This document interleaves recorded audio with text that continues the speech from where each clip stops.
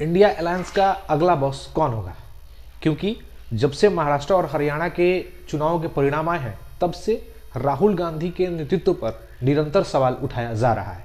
एक तरफ जहां ममता बनर्जी ने इंडिया अलायंस का मुखिया बनने का ऐलान कर दिया है, तो दूसरी तरफ विपक्षी दलों के बड़े बड़े नेताओं ने ममता बनर्जी के इस बयान का समर्थन किया है। अब देखना यह है कि क्या कांग्रेस पार्टी इसके लिए तैयार होती है कि नहीं, क्योंकि हम आपको बता दें कि 2024 का जो लोकसभा का चुनाव हुआ था उस समय इंडिया अलायंस के नेतृत्व में यानी राहुल गांधी के नेतृत्व में ये चुनाव लड़ा गया था, जिसमें कांग्रेस को अच्छी खासी सफलता मिली थी। लेकिन बीजेपी ने भी इस गठबंधन का जमकर मुकाबला किया और जैसे तैसे करके 240 सीटें बीजेपी को मिली।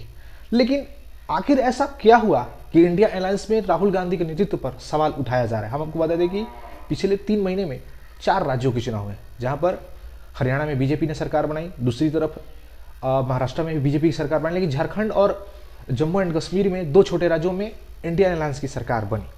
लेकिन अब सोचने वाली बात है कि आखिर राहुल गांधी पर बार बार ये सवाल क्यों उठाया जा रहा है? एक तरफ जहां हरियाणा में कहा जा रहा था कि कांग्रेस आसानी से सरकार बना सकती क्योंकि बीजेपी के खिलाफ पहलवान थे, किसान थे, वहां के जवान थे, लेकिन वहां पर भी बीजेपी ने ऐसी चाल चली जिसकी वजह से उसके पक्ष में नतीजे आए। इसको लेकर कांग्रेस ने चुनाव आयोग पर भी सवाल उठाए, महाराष्ट्र के चुनाव पर भी सवाल उठाए गए, लेकिन विपक्षी दलों का कहना है कि कांग्रेस का नेतृत्व ही सही नहीं है, वो अलायंस पार्टियों को अपने साथ नहीं लेकर चल रही है। दूसरी तरफ अब कांग्रेस के सामने ये एक बड़ा संकट है कि क्या वो इन अलायंस पार्टियों का साथ दे, क्योंकि अगर ममता बनर्जी को अलायंस का नेतृत्व दिया जाता है तो राहुल गांधी आखिर फिर क्या करेंगे? क्योंकि हम आपको बता दें कि लोकसभा में कांग्रेस सबसे बड़ी पार्टी है जिसके पास 99 सीटें हैं, और वहीं तृणमूल कांग्रेस एक तरह से कहा जाए तो उसके पास भी 29 सीटें हैं।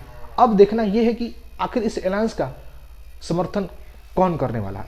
लालू यादव बिहार के सबसे बड़े नेता हैं, उन्होंने कहा है कि ममता बनर्जी को इसका नेतृत्व देना चाहिए। दूसरी तरफ शरद पवार भी उनके पक्ष में है, दूसरी तरफ उद्धव ठाकरे ने भी ममता बनर्जी का समर्थन किया। अब देखना है क्या राहुल गांधी ममता बनर्जी को अपना नेता मानने के लिए तैयार होते हैं कि नहीं, क्योंकि कांग्रेस के पास एक तरफ जहां इस अलायंस को बचाने की जिम्मेदारी है, दूसरी तरफ बीजेपी का मुकाबला इन छोटी छोटी पार्टियों के साथ में रखकर ही किया जा सकता है।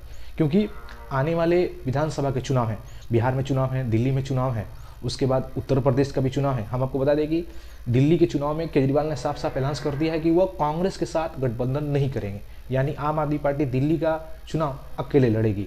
बिहार में भी एक तरफ जहां राजद ने ये साफ साफ इशारा कर दिया कि कांग्रेस की मनमानी अब नहीं चलने वाली है, क्योंकि कांग्रेस जिस राज्यों में मजबूत होती है वहां पर अपने गठबंधन की पार्टियों को उतना महत्व नहीं देती। अब यही छोटी पार्टियां जहां पर कांग्रेस कमजोर है वह दिखाने की कोशिश कर रहे हैं कि हम भी आप कांग्रेस को उतना महत्व नहीं देंगे। अब देखना यह है कि आखिर क्या ममता बनर्जी इस गठबंधन की नेता बनती है या ये सभी पार्टियां मिलकर राहुल गांधी को अपना नेता चुनते हैं। अब देखना यह है कि आखिर विपक्ष का इंडिया अलायंस का नेता कौन होता है।